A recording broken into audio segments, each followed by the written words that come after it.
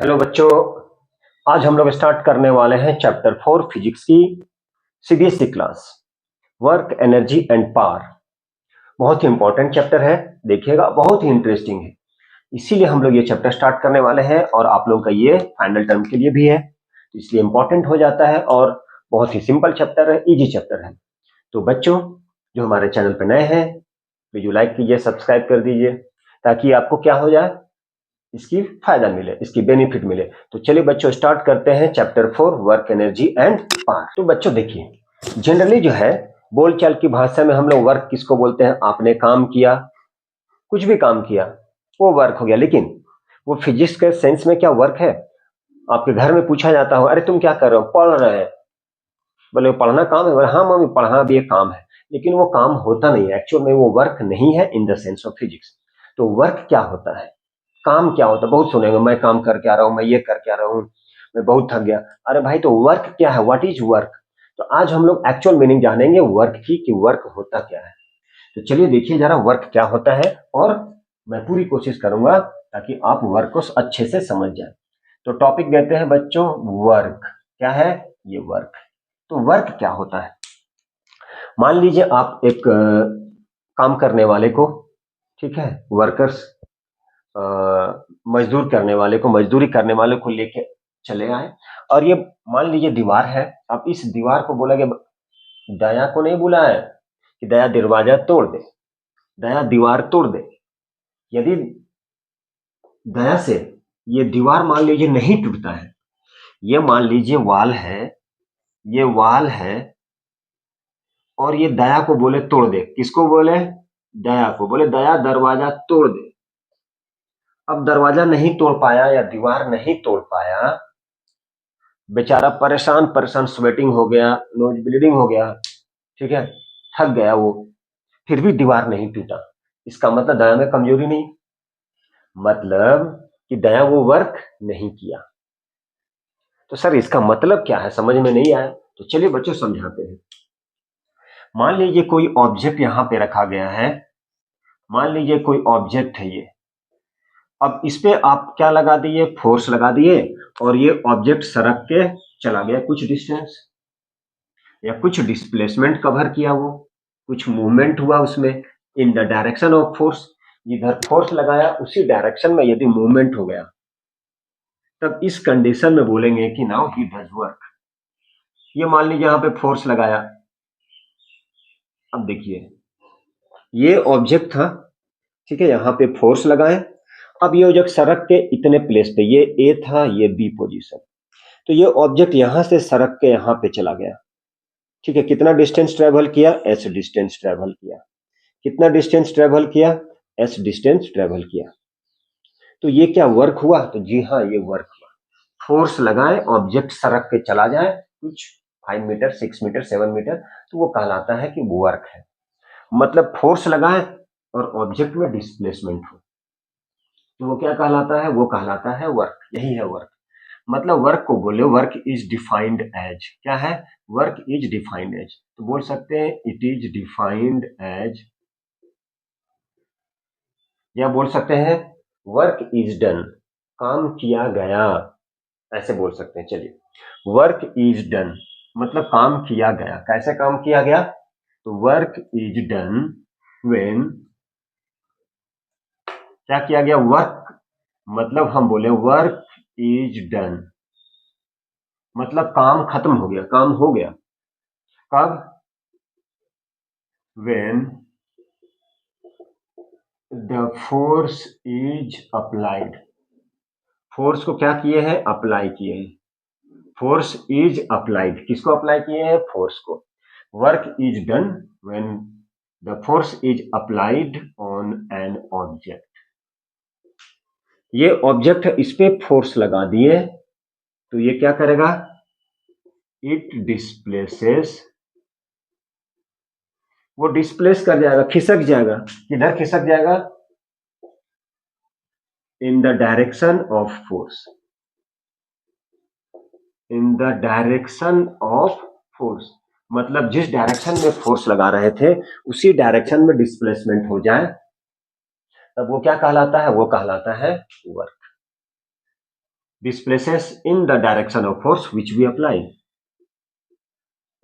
which we apply, तो उसे क्या बोलते हैं? उसे ही बोलते हैं वर्क। क्या बोलते हैं? उसे ही बोलते हैं वर्क। क्या बोलते हैं? वर्क।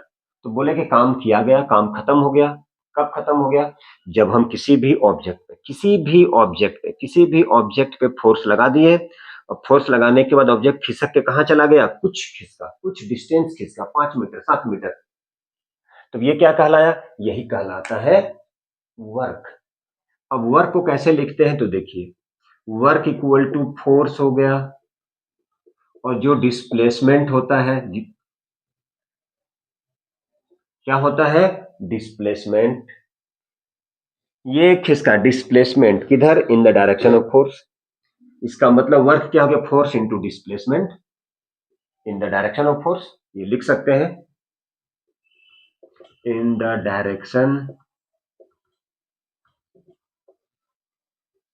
Direction of force. तो वर्क क्या हो गया? Force into displacement. तो वर्क को W से लिख लिए, F लिखे इंटू S। ये हो गया वर्क। यही वर्क है। फोर्स वेक्टर क्वांटिटी है, डिस्प्लेसमेंट वेक्टर क्वांटिटी है, दोनों का प्रोडक्ट होता है स्केलर। या आप बाद में पढ़ेंगे, क्लास 11 में पढ़ेंगे वेक्टर और स्केलर। लेकिन जान लीजिए यहाँ पे क्या है? वर्क। तो ये होता है स्केलर क्वांटिटी। कैसा क्वांटिटी होता है? स्केलर होता है, क्योंकि ये वेक्टर होता है, ये वेक्टर होता है, ये डॉट प्रोडक्ट होता है दोनों का। तो वेक्टर इन डॉट प्रोडक्ट होता है वेक्टर का, तो क्या कहलाता है? वही वेक्टर का डॉट प्रोडक्ट स्केलर कहलाता है। आगे चल के पढ़ेंगे। तो ये हो गया फॉर्मूला किसका? वर्क फाइंड करने का। वर्क को कैसे फाइंड करेंगे? तो W equal to F into S. Work scalar quantity होता है। मान लीजिए आपको इतना लंबा चौड़ा डिफिनेशन नहीं याद है, तो क्या करेंगे? आप छोड़ के आएंगे? जी नहीं, आप सिंपल सा लिख दीजिएगा। वर्क क्या होता है? It is the product of force and displacement. क्या होता है? ये प्रोडक्ट होता है। किसका प्रोडक्ट होता है? फोर्स का और डिस्प्लेसमेंट का। फोर्स का और डिस्प्लेसमेंट का। फोर्स का और डिस्प्लेसमेंट का क्या कहलाता है? वर्क कहलाता है। अब चलिए हम इसके एसआई यूनिट के बारे में जानते हैं कि इसकी एसआई यूनिट क्या है। देखिए, अब एसआई यूनिट, किसकी एसआई यूनिट जानेंगे? तो हम लोग जानेंगे वर्क की एसआई यूनिट। यहां पे लिखते हैं एसआई यूनिट। कौन सा यूनिट? SI unit. किसकी एसआई यूनिट? वर्क की। तो वर्क की एसआई यूनिट क्या होता है? ये जनरली होता है जूल। कैसे? तो देखिए जरा, इसको समझते हैं हम लोग। किसे समझते हैं? वर्क की एसआई यूनिट को। तो एसआई यूनिट कैसे समझते हैं? देखिए, W इक्वल टू होता है F into S. W equal to होता है F into S. SI unit force का न्यूटन, डिस्प्लेसमेंट का मीटर, मिलके ये बनता है क्या? Newton metre. क्या बना? Newton metre. फोर्स का न्यूटन, एसआई यूनिट फोर्स की न्यूटन, डिस्प्लेसमेंट का मीटर, न्यूटन मीटर। और यही न्यूटन मीटर मिलके क्या बनता है? जूल। तो ये हो गया वर्क की एसआई यूनिट। क्या बोले? जूल बोले। तो वर्क की एसआई यूनिट क्या होता है? तो वर्क की एसआई यूनिट होता है जूल। की एसआई यूनिट जान चुके। अब हम लोग वर्क की सीजीएस यूनिट क्या जानेंगे? CGS unit. तो देखिए, वर्क की सीजीएस यूनिट होता क्या है? सीजीएस का मतलब होता है सेंटीग्राम सेकेंड। Centigram second. चलिए, आपके पास यही फॉर्मूला होगा, W equal to F into S. याद रख लिए, यही वर्क की फॉर्मूला है जिससे हम लोग वर्क फाइंड करते हैं। फोर्स होना चाहिए और डिस्प्लेसमेंट होना चाहिए। यदि ऑब्जेक्ट में फोर्स लगाए और वो ऑब्जेक्ट में कोई डिस्प्लेसमेंट में नहीं हुआ, वो बन गया पता है क्या? अंगद एकदम, अरे भैया हमको हटा नहीं सकते हैं। तो यदि ऐसा है तो वो वर्क नहीं होगा। डिस्प्लेसमेंट होना चाहिए, मूवमेंट होना चाहिए। जिस डायरेक्शन में धक्का मारे उसी डायरेक्शन में। अपने फ्रेंड पे ट्राई नहीं करना है कि सर फ्रेंड पे हम ट्राई कर दिए, फोर्स लगा दिए, वो फेंका गया, ऐसा नहीं। तो W इक्वल टू क्या है, फोर्स इंटू डिस्प्लेसमेंट। किसके बारे में, सीजीएस यूनिट। तो फोर्स की सीजीएस यूनिट में क्या होता है बच्चों, डाइन, बहुत अच्छे से जानते होंगे। और डिस्प्लेसमेंट का क्या होता है, सेंटीमीटर। डिस्प्लेसमेंट का क्या होता है, सेंटीमीटर। तो यही डाइन सेंटीमीटर मिलके क्या बनता है, अर्ग। क्या बनता है, अर्ग। तो यहाँ पे सीजीएस यूनिट में क्या बोलेंगे, ERG, अर्ज। तो सीजीएस यूनिट क्या हो गया, वर्क की। तो वर्क की सीजीएस यूनिट हो गया अर्ज या अर्ग, जो बोलना है बोल दीजिए। अब आता है दोनों के बीच में बच्चों रिलेशन क्या है, सीजीएस और एसआई यूनिट ऑफ वर्क। तो देखिए इंपॉर्टेंट है, CGS and SI unit, CGS and SI unit of work. तो ध्यान से देखिएगा, क्या है सीजीएस एंड एसआई, यहां पे लिख सकते थे, ठीक है, CGS and SI unit of work. यहां पे चलिए थोड़ा स्पेस बना ले, CGS and SI unit of work. देखिए, तो CGS and SI unit of work दोनों के बीच में क्या रिलेशन है, इंपॉर्टेंट रिलेशन है। तो यहां पे आप W equal to F into S लिख सकते हैं। फोर्स का क्या हो गया, तो फोर्स का होता है न्यूटन, डिस्प्लेसमेंट का मीटर, ये होता है हमारा न्यूटन मीटर, ये था, ये जूल कहलाता है, वही एसआई। अब हम लोग को चेंज करना है, किस में चेंज करना है बच्चों, सीजीएस में। ध्यान से देखिएगा, तो वर्क का क्या होता है, जूल, ठीक है, वर्क का क्या होता है, जूल।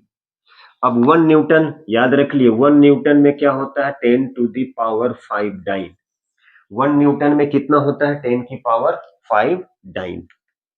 तो न्यूटन है तो हो गया 10⁵ डाइन। और ये मीटर है तो सेंटीमीटर में कर दिए तो कितना होगा, 100 सेंटीमीटर। अब ये 10⁵ यहां पे क्या हो गया, इसे बोल सकते हैं 10⁵2। तो यहां पे लिख दिए बच्चों 10⁵5, 10⁵2, इसे लिख सकते हैं 10⁵2। क्या लिख सकते हैं, 10⁵2। अब देखिए यहां क्या लिख सकते हैं, 10⁵2। ये डाइन और ये सेंटीमीटर, तो ये हो गया डाइन और सेंटीमीटर। अब 10⁵ क्या बन गया, 10⁵7। और डाइन सेंटीमीटर मिलके क्या बन गया, अर्ज, ERG। तो 1 जूल में क्या होता है, 10⁷7 अर्ग। ये रिलेशन हो गया SI unit of work and CGS unit of work में। कभी 1 जूल में कितना होता है, 10⁷7 अर्ग। ये आपको याद रख लेना है। यही था दोनों में relation, CGS unit and SI unit of work की, ठीक है। तो चलिए, ये इंपॉर्टेंट था। अब हम लोग जानेंगे यहाँ पे 1 जूल ऑफ वर्क क्या होता है। 1 जूल वर्क क्या होता है, आपको इतना तो पता चल गया कि वर्क क्या होता है। वर्क क्या होता है, W इक्वल टू क्या है, F into S. W equal to F into S. Scalar quantity होता है, नहीं याद है तो आप याद रख लेंगे, it is the product of force into displacement. ये किसका प्रोडक्ट होता है, फोर्स का और डिस्प्लेसमेंट का। तो ये पता चल गया, ये दोनों क्या होता है, वेक्टर होता है, उसका प्रोडक्ट क्या होगा, स्केलर होता है। ये अभी आपको नहीं पता होगा लेकिन इतना जान लीजिए। सीजीएस यूनिट में क्या होता है, डाइन सेंटीमीटर। फिर बोला जा रहा है एसआई और सीजीएस यूनिट ऑफ वर्क में क्या रिलेशन है, तो आप दिखा सकते हैं। सबसे पहले इंपॉर्टेंट होता है फॉर्मूला, उसी फॉर्मूले से हम लोग यहाँ पे किए, FS, newton metre, newton metre. 1 newton में 10⁵5 डाइन, मीटर से सेंटीमीटर कर दिए क्योंकि सीजीएस बनाना है। अब ये दोनों को ऐड कर दिए तो कितना बन गया, 10⁵7 अर्ग बन गया। चलिए अब 1 जूल की डिफिनीशन करते हैं और कुछ थोड़ा थोड़ा समझते हैं वर्क नहीं कैसे होता है। चलिए बच्चों, वर्क क्या होता है मान लीजिए कूली जो है सर पे क्या लिए हुए, लोड लिए हुए है और क्या खड़ा है, ठीक है, हैवी लोड लिया हुआ है और खड़ा है। तो क्या वर्क कर रहा है वो, जी नहीं, वो वर्क नहीं कर रहा है। यदि कूली प्लेटफॉर्म को आपको लेके गया है, किसके लिए, ट्रेन में बैठाने के लिए, तो यहाँ लिए हुए है और ये चल रहा है ऐसे, तो क्या वर्क है, नहीं वर्क है। एक्शन ड्यू टू ग्रेविटी के अगेंस्ट वर्क नहीं है। क्यों नहीं है, अभी समझेंगे हम लोग। यदि कोई सर पे लोड लेके किसी सर्कुलर ऑर्बिट में घूम रहा है, राउंड राउंड, तो भी वर्क नहीं है। क्यों नहीं है वर्क, चलिए समझते हैं। देखिए, मान लीजिए ये कोई ऑब्जेक्ट है, इस पे आप फोर्स लगा दिए, कितने की, मान लीजिए यहां पे फोर्स लगा रहे हैं 10 न्यूटन की, तो ऑब्जेक्ट उसी डायरेक्शन में जा रहा है जिस डायरेक्शन में फोर्स लगाए हैं। तो मान लीजिए ये 5 मीटर का डिस्प्लेसमेंट हो रहा है, तो क्या यहाँ पे वर्क हुआ या नहीं? तो चूंकि हमें पता है W इक्वल टू होता है F इंटू एस, तो यहाँ पे फोर्स कितने का लगाए हैं, 10 न्यूटन का, डिस्प्लेसमेंट कितने का हो रहा है, 5 मीटर का, तो कितना हो गया, 50 न्यूटन मीटर का मतलब क्या बोल सकते हैं, 50 जूल। यहाँ पे वर्क हुआ, हम इधर धक्का मारे 10 न्यूटन का फोर्स, ऑब्जेक्ट सड़क के उधर ही चला गया 5 मीटर, दोनों को मल्टीप्लाई कर दिए तो क्या बन गया, 50 जूल। मतलब the coolie has does work, coolie work किया, लेकिन कब वर्क नहीं किया। मान लीजिए दूसरा एग्जांपल, ये सारे जितने भी हम लोग एग्जांपल ले रहे हैं, ठीक है। तो कूली वर्क नहीं किया, कब वर्क नहीं करेगा, कब पॉजिटिव वर्क होगा, कब जीरो वर्क होगा, ये भी हम लोग जानेंगे। मतलब टाइप्स ऑफ वर्क में जानेंगे, टाइप्स ऑफ वर्क। तो चलिए समझते हैं। मान लीजिए ये सर्कुलर ऑर्बिट है, क्या है ये, सर्कुलर। अर्थ रिवॉल्व करता है किसके चारों ओर, सन के चारों ओर। ये मान लीजिए सन है, ठीक है। अर्थ रिवॉल्व करता है सन के चारों ओर, earth revolve around the sun, ठीक है। Then what is the work he has done, अब कौन सा वर्क किया यहां, what is the work done by earth। तो क्या अर्थ जो है वर्क किया, ये जानना है। तो देखिए यहां पर जानने के लिए हम डायरेक्ट चाहे तो बोल सकते हैं no work has been done, क्या बोलेंगे, no work.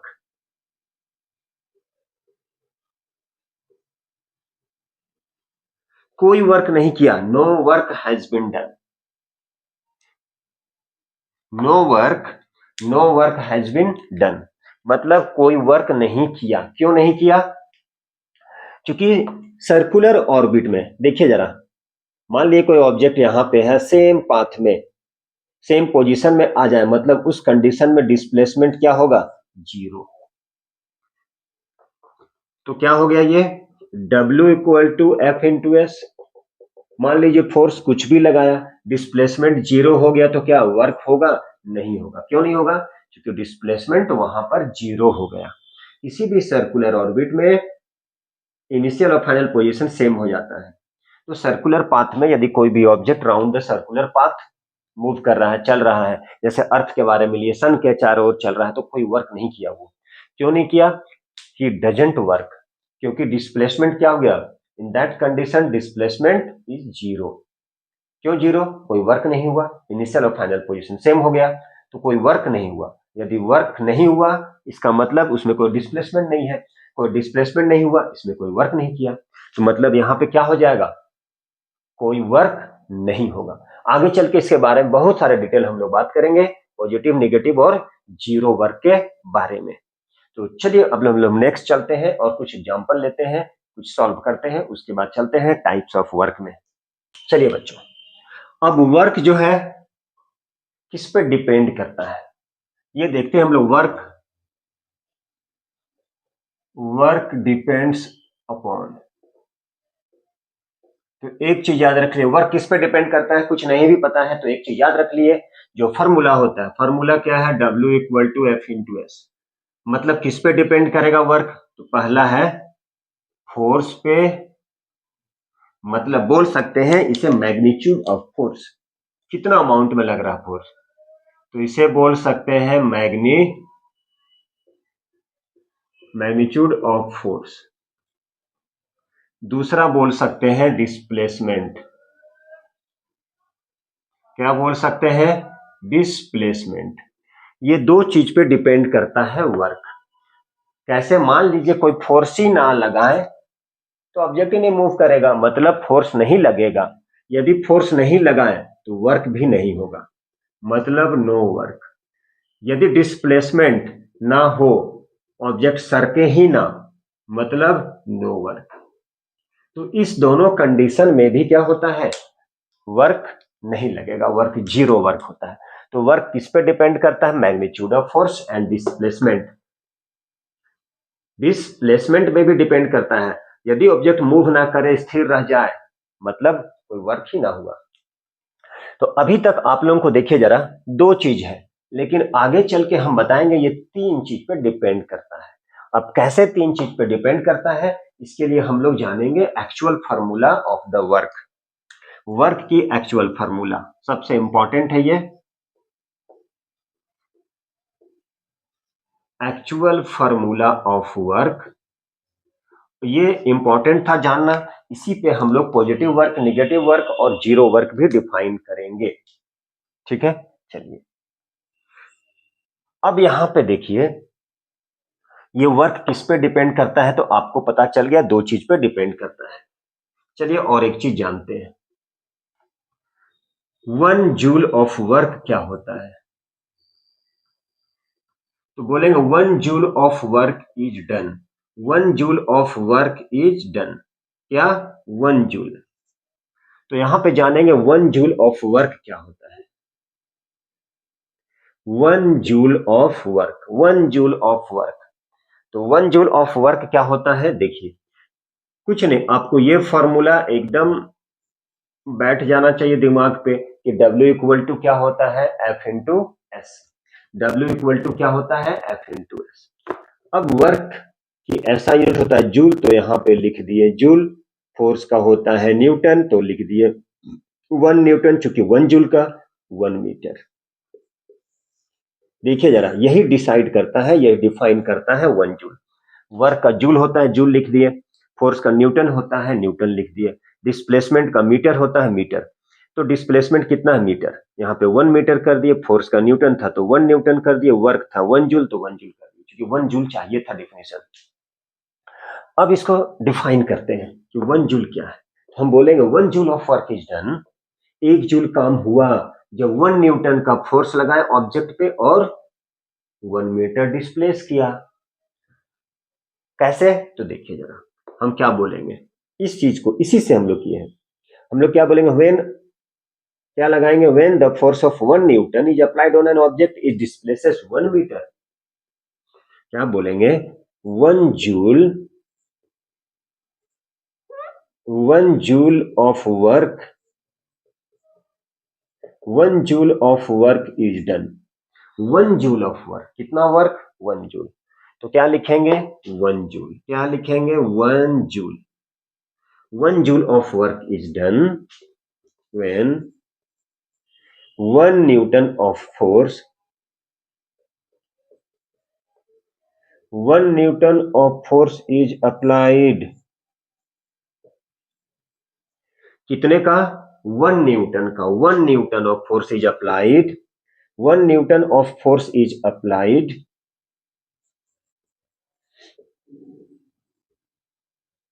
it displaces 1 meter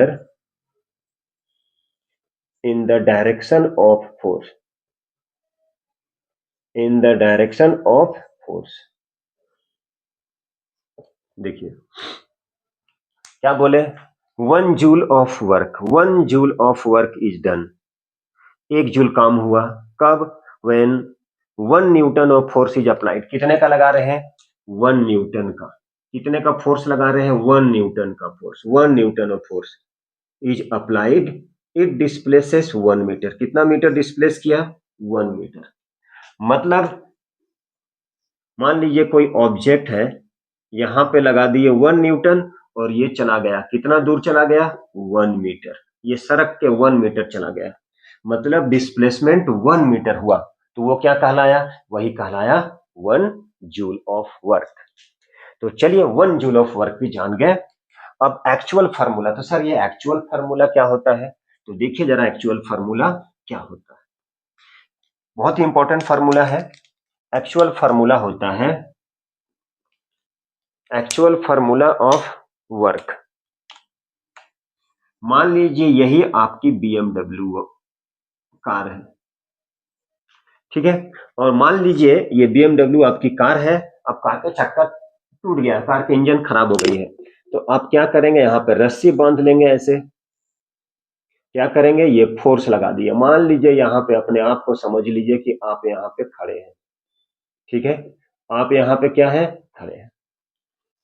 और जब आप खड़े हैं, अब यहाँ पे कितना का फोर्स लगा रहे हैं, इस डायरेक्शन में फोर्स, तो डिस्प्लेसमेंट इस डायरेक्शन में होगा। अब ये दोनों के बीच के जो एंगल बनेगा उसे ले लेते हैं थीटा। क्या ले लेते हैं, थीटा। यहाँ पर कंपोनेंट रिजॉल्व फोर्स, तो एफएस कॉस थीटा बन जाता है। वो कंपोनेंट रिजॉल्व करना सीखेंगे क्लास 11th में, ठीक है। चलिए अभी हम लोग यहाँ डायरेक्ट करते हैं। तो एक्चुअल फॉर्मूला क्या होता है, W equal to F S cos theta. क्या है, थीटा। थीटा क्या, angle between force and displacement. इधर फोर्स लगा रहा है, ये टॉय कार इधर जा रही है BMW कार, तो इसको डिस्प्लेसमेंट बोल दिए इन द डायरेक्शन ऑफ फोर्स। जिधर फोर्स उधर ही जा रहा है, मतलब यहाँ पे वर्क होता है। आगे चल के देखेंगे। तो क्या हो गया, W equal to F S cos theta. मतलब थीटा क्या है, angle between force and displacement. Force और डिस्प्लेसमेंट के बीच का जो भी एंगल बन रहा है उसे बोलते हैं थीटा। तो थीटा क्या है, तो थीटा होता है एंगल बिटवीन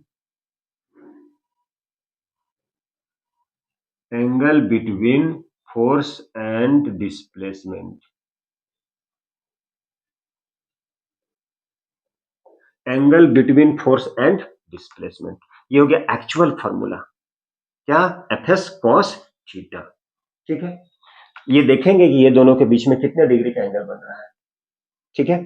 चलिए अब कॉस थीटा क्या है आप लोगों को नहीं पता होगा, आप लोग क्लास 10th में ट्रिगोनोमेट्री में पढ़ेंगे, बट हम थोड़ा से बताएंगे। तो देखिए ये हो गया एफ एस कॉस थीटा। ये एक्चुअल फार्मूला है जो वर्क को डिसाइड करता है, डिफाइन करता है। कैसे, तो देखेंगे हम लोग अभी। अब यहां पे कोई पूछेगा, अभी तक आपने क्या बोला था, वर्क डिपेंड करता है मैग्नीट्यूड ऑफ फोर्स और डिस्प्लेसमेंट, दो चीज पे, मैग्नीट्यूड ऑफ फोर्स और डिस्प्लेसमेंट। लेकिन अब थोड़ी सी चेंज हो गया, किस पे डिपेंड करेगा ये डिपेंड करेगा नंबर 1, एक तो करेगा मैग्नीट्यूड ऑफ फोर्स, दूसरा किस पे डिपेंड करेगा, डिस्प्लेसमेंट, और तीसरा एंगल बिटवीन। देखिए जरा, आप सभी कोई बोलेंगे 2, आप 3 बोलिएगा। एंगल बिटवीन किसके बीच में, फोर्स एंड डिस्प्लेसमेंट। फोर्स और डिस्प्लेसमेंट के बीच में जो एंगल बन रहा है इस पे भी डिपेंड करेगा। मतलब 3 चीज पे डिपेंड करेगा, फोर्स, डिस्प्लेसमेंट और फोर्स एंड डिस्प्लेसमेंट के बीच जो भी एंगल फॉर्म करेगा उसके बीच, उसी पे डिपेंड करता है, उसी पे डिपेंड करता है। अब इसका यूज कहां है, तो चलिए देखिए, अब हम लोग जब पढ़ेंगे टाइप्स ऑफ वर्क तब देखेंगे यहां पे इसका यूज कैसे होता है। तो चलिए देखते हैं हम लोग टाइप्स ऑफ वर्क में क्या क्या है। नेक्स्ट क्या है, टाइप्स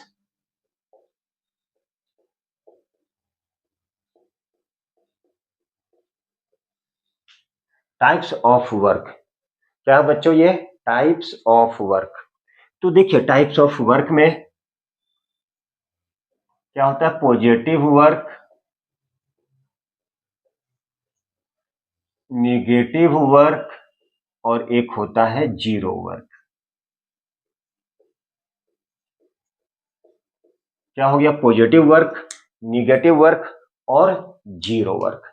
क्या क्या हो गया, पॉजिटिव वर्क हो गया, नेगेटिव वर्क हो गया, जीरो वर्क हो गया। अभी तक ये हम लोग पढ़े कि वर्क क्या होता है, ठीक है, कब कहते हैं कोई भी काम हुआ। 1 जूल ऑफ वर्क क्या होता है, वर्क की फॉर्मूला, उसकी ट्रू फॉर्मूला या एक्चुअल फॉर्मूला। अब हम लोग जानते हैं क्या, मान लीजिए एक कुली है, मान लीजिए एक कुली है, सर पे लोड लिए हुए है, ठीक है, और यहाँ पे प्लेटफॉर्म पे खड़े हुए हैं, ठीक है।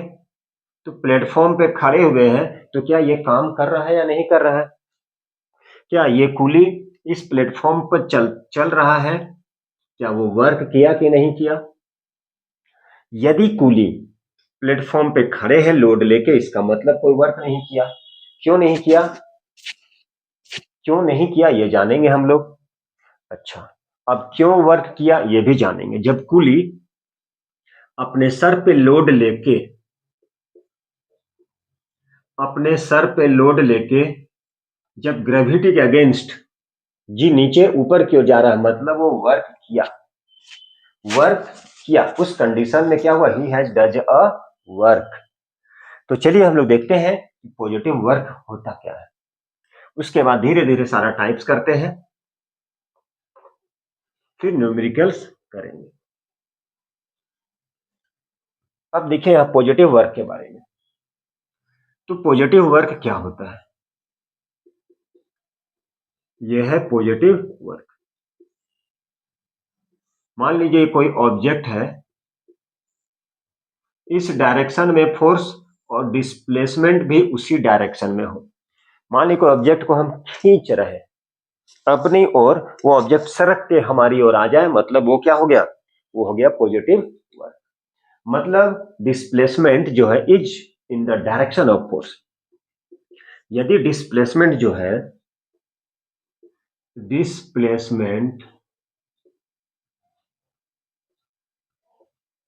Is in the direction of force,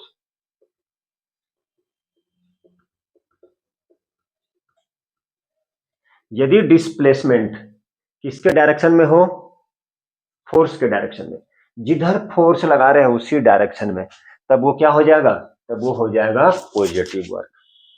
देखेंगे कैसे, तो इसको समझते हैं। अब देखिए कैसे।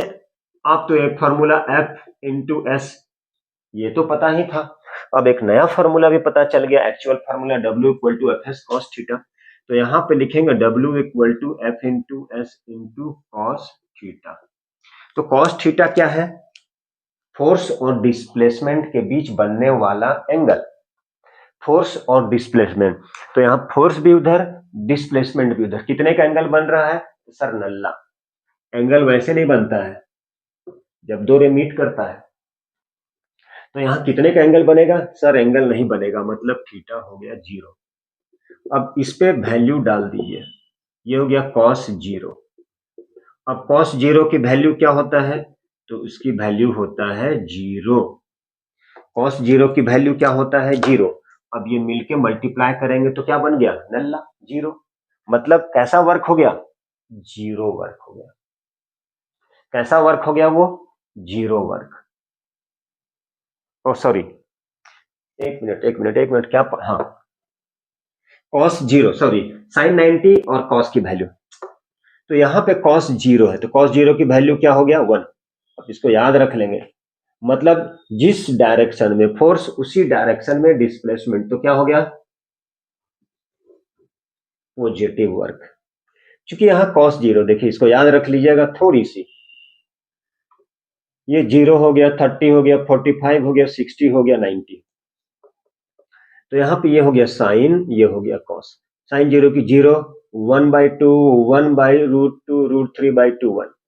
अब साइन 90 की वैल्यू, ठीक है, देखिए साइन 90 की वैल्यू 1, तो कॉस 0 का 1, ये हो जाएगा √3/2, ये सेम रहेगा, ये हो जाएगा 1/2 और 0। मतलब यहाँ पे क्या है, cos 0 की वैल्यू क्या हो गया, 1। इसका मतलब क्या बन गया, fs। मतलब क्या हो गया, वर्क हुआ, सॉरी वहां पे मैंने 90 समझ के बोली, सॉरी। तो यहाँ पे क्या होगा, fs। cos 0 की वैल्यू 1, मतलब क्या हो गया, fs, मतलब पॉजिटिव वर्क। मान लीजिए यहाँ पे हम फोर्स लगा दें 5 न्यूटन की, डिस्प्लेसमेंट हो जाए 5 मीटर, और दोनों के बीच का एंगल हो जाए 0 डिग्री, यही था ये।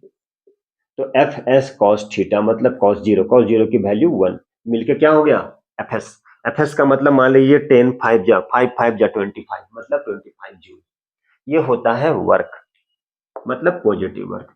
दूसरा एग्जांपल, मान लीजिए ये कोई ऑब्जेक्ट है जिसकी मास m है, कोई ऑब्जेक्ट है जिसकी मास m है।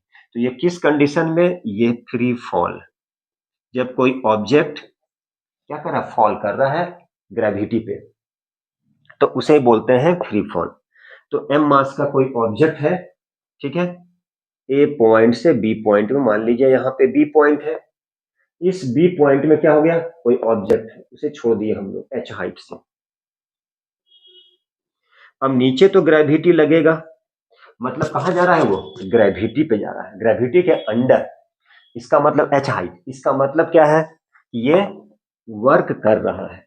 यदि कोई ऑब्जेक्ट ऊपर से छोड़ दे नीचे की ओर ग्रेविटी में आए, मतलब वर्क हुआ, ही has done a work, he has do a work, he has does a work. तो यहाँ पे क्या हो गया, फ्री फॉल के कंडीशन में वर्क हुआ, कब, जब ऑब्जेक्ट डाउनवर्ड जाएगा, मतलब ग्रेविटी पे ऑब्जेक्ट जाएगा, तो वहां पे क्या हो जाएगा, वर्क होता है। मतलब if a free fall of a body, free fall, free fall of a body having mass m, falling क्या, अंडर ग्रेविटी, दैट इज क्या होगा, ये वो जो ऑब्जेक्ट है, इट डज अ वर्क, वो वर्क करेगा। तो वर्क कितने का करेगा, तो F इंटू एस, ये फॉर्मूला होता है। F इक्वल टू क्या हो गया, एम ए होता है mg और डिस्प्लेसमेंट h, मतलब वो कितना वर्क किया, mgh के इक्वल, वो कितना वर्क किया, mgh के इक्वल, वो वर्क किया, कौन वर्क किया, ये ऑब्जेक्ट नीचे गिरा, ग्रेविटी पर गिरा, मतलब वो वर्क किया, वो वर्क किया। तो ये था वर्क, पॉजिटिव वर्क। और यदि कूली, मान लीजिए यही कूली है, लोड लिए हुए है और कहां पे जा रहा है, किसी भी सर्टेन हाइट पे, h हाइट पे चढ़ रहा है, ग्रेविटी के अगेंस्ट है, यहाँ इसका मास m है, नीचे ग्रेविटी, तो ये जो कूली वर्क करेगा, कितना वर्क करेगा, ये भी mgh के इक्वल करेगा। लेकिन वही कूली किसी भी सर्कुलर ऑर्बिट पे, मतलब गोल गोल गोल सर्कुलर राउंड पे घूम रहा है लोड लेके, कोई वर्क नहीं किया, प्लेटफॉर्म पे खड़ा है तो भी वर्क नहीं किया, आगे चल के बात करेंगे इसमें। तो यहाँ पे कूली क्या, कूली हैज डज वर्क, यहाँ पे वर्क किया, ये कितने का बराबर, mgh। W इक्वल टू क्या होता है, F into S, F equal to क्या होता है, M A, second second chapter. यहाँ ए नहीं है, यहाँ ग्रेविटी है, इसलिए क्या कर दिया, एम जी, और H height, H, M G H. तो ये था हमारा पॉजिटिव वर्क। चलिए अब थोड़ा सा देखते हैं हम लोग कौन सा, निगेटिव वर्क के बारे में। अच्छा, वो निगेटिव वर्क क्या है, निगेटिव वर्क। तो देखिए निगेटिव वर्क क्या होता है, डिस्प्लेसमेंट जो होता है is in the direction opposite to force, force इधर लगा रहे हैं, डिस्प्लेसमेंट इस डायरेक्शन में हो रहा है, मतलब क्या हो जाएगा वो, निगेटिव वर्क। क्या बोलेंगे, डिस्प्लेसमेंट जो होता है, डिस्प्लेसमेंट इज, डिस्प्लेसमेंट इज किधर होगा, opposite, in the direction opposite to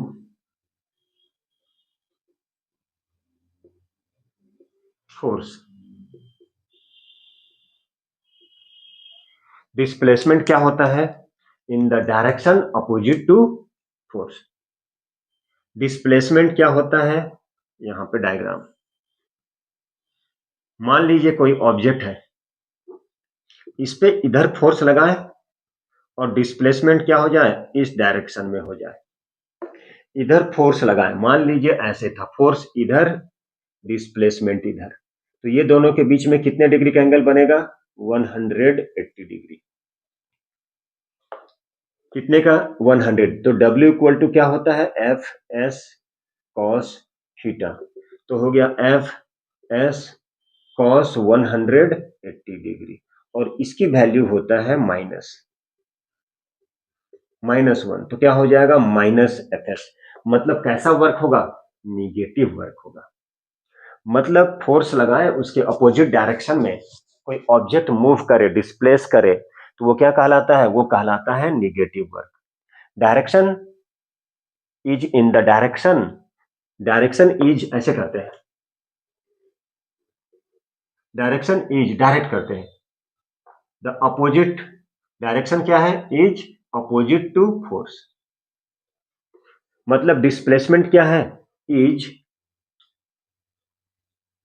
ठीक था, displacement is in the direction, ठीक तो था जी, displacement is in the direction opposite to force, जिधर फोर्स उसके अपोजिट, मतलब क्या हो जाएगा, ये बन जाएगा निगेटिव वर्क। कौन सा वर्क, निगेटिव वर्क, ठीक है। अब मान लीजिए जो भी हम फोर्स लगाएं, ठीक है, अब इस डायरेक्शन में जा रहा, force opposite to stop a moving object, move object इधर है, उसको रोकने में जो भी फोर्स लगा, मतलब किधर, ऑब्जेक्ट इधर जा रहा है तो उसको रोकना है तो इस डायरेक्शन में लगेगा, मतलब क्या हो जाएगा, वो भी निगेटिव वर्क। तो कौन सा एग्जांपल होता है, फ्रिक्शनल फोर्स। फ्रिक्शनल फोर्स क्या करता है, हमेशा अपोज करता है, रोकता, अरे भैया रुक जा। मतलब कहने का मतलब क्या, कहने का मतलब यही है कि फोर्स अपोज करता है उस ऑब्जेक्ट को रोकने के लिए, मतलब अरे भैया सेम डायरेक्शन में लग जाए तब तो फिर स्पीड बढ़ जाएगा, अपोजिट डायरेक्शन में, मतलब फोर्स इधर डिस्प्लेसमेंट, तो वो क्या कहलाता है, वही कहलाता है निगेटिव वर्क। तो क्या हुआ, फोर्स अपोजेस टू स्टॉप और moving object, force opposes to stop, force क्या करता है, अपोज करता है to stop a moving body, stop a moving body, मतलब कौन सा, ये भी निगेटिव वर्क हो गया। कौन सा वर्क हो गया, निगेटिव वर्क। तो यहां पे ऑब्जेक्ट मान लीजिए इस डायरेक्शन में जा रहा है और एफ एफ जो होता है फ्रिक्शनल फोर्स इस डायरेक्शन में, मतलब कौन सा फोर्स, फ्रिक्शनल फोर्स, वही तो अपोज करता है, फ्रिक्शनल फोर्स जो है, फ्रिक्शनल फोर्स ही अपोजिंग का काम करता है, उसको रोकने का काम करता है अपोजिट डायरेक्शन में, तभी जाके वो निगेटिव वर्क होता है। इधर जा रहा है फ्रिक्शनल फोर्स, इस डायरेक्शन में लग रहा है, मतलब दोनों के बीच में कितना 180 डिग्री का एंगल बन रहा है, मतलब ये बन जाएगा निगेटिव वर्क। 5 मान लीजिए है, ये 10 है, 50 -50 मतलब निगेटिव वर्क हो गया, ये हो गया। अब दूसरा एग्जांपल लेते हैं। अभी तक ऑब्जेक्ट को क्या किए थे, ग्रेविटी पे गिरा रहे थे, अब ऑब्जेक्ट को ऊपर फेंक दे तो वो भी निगेटिव वर्क होगा, क्यों, ग्रेविटी के अगेंस्ट जा रहा है वो, -g। देखिए जरा दूसरा example, when an object is thrown vertically upward, तो उस कंडीशन में क्या हो जाएगा, निगेटिव वर्क होगा। दूसरा example negative work, when object is throne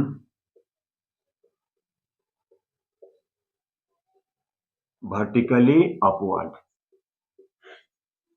यदि ऑब्जेक्ट को हम लोग किधर थ्रो करते हैं, यदि हम लोग ऑब्जेक्ट को वर्टिकली अपवर्ड, मतलब ऑब्जेक्ट को कहां फेंक रहे हैं, ऊपर की ओर। When an object is thrown vertically upward, तो यहां भी क्या होगा, निगेटिव वर्क, क्योंकि हम लोग ग्रेविटी के अगेंस्ट। मान लीजिए यहां पे कोई एक ऑब्जेक्ट है, इसे फेंक रहे हैं, मास m है, क्या किए, अपवर्ड, किधर फेंक रहे हैं, ऊपर की ओर फेंक रहे हैं, ठीक है। यहां पे ऊपर चला गया ऑब्जेक्ट, यहां पे फेंके, m मास का ऑब्जेक्ट था, फेंक के क्या किए, h हाइट, कितने हाइट पे, h हाइट, तो ग्रेविटी किधर लगेगा, ग्रेविटी तो नीचे लगेगा, मतलब यहां क्या हो जाएगा, -g, ये हो जाएगा W equal to F into S, ये हो गया m इंटू जी, कैसा G, negative G, displacement h height पे जा रहा है, मतलब वर्क कैसा हो जाएगा, mgh। यदि आप किसी भी ऑब्जेक्ट को वर्टिकली ऊपर की ओर फेंक रहे हैं तो ग्रेविटी नीचे लग रहा है, ऑब्जेक्ट ऊपर जा रहा है, मतलब gravity, acceleration due to gravity क्या हो जाएगा, -g, जब अगेंस्ट जाएगा माइनस, ग्रेविटी में जाएगा तो प्लस, इसीलिए पॉजिटिव वर्क होता है। तो ये माइनस चला गया, -g हो गया, मतलब कैसा हो गया, निगेटिव वर्क। तो ये कैसा एग्जाम्पल हो गया, निगेटिव वर्क का एग्जाम्पल। अब बच्चों हम नेक्स्ट क्लास में जीरो वर्क भी देखेंगे कि वर्क नहीं होता है। आज इतना ही काफी, उम्मीद है आप लोगों को बहुत अच्छा लगा होगा। यदि अच्छा लगा हो तो प्लीज सब्सक्राइब कीजिए और शेयर कीजिए। थैंक यू, मिलते हैं हम लोग इसी टॉपिक को लेकर आगे बढ़ाएंगे, तब तक के लिए गुड बाय।